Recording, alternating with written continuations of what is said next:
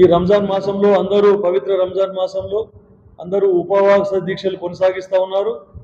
ఈ ఉపవాస దీక్షలు రంజాన్ ఏదైతే చివరి రోజు మనకు 31వ తేదీ రోజు 31వ తేదీ రోజు రంజాన్ వేడుకలు నిర్వహిస్తారు. అప్పటి వరకు ఉపవాస దీక్షలు కొనసాగిస్తారు. మా పార్టీ తరఫున, మా కాంగ్రెస్ ప్రభుత్వం తరఫున ముస్లిం సోదరులందరికీ కూడా ఇఫ్తార్ విందు ఏర్పాటు చేయడం జరిగింది నారాయణఖేడ్ నియోజకవర్గంలో. అది 27వ తేదీ రోజు ఇఫ్తార్ అండ్ డిన్నర్, ఇఫ్తార్ కూడా తర్వాత డిన్నర్ కూడా ఇవ్వడం జరుగుతుంది.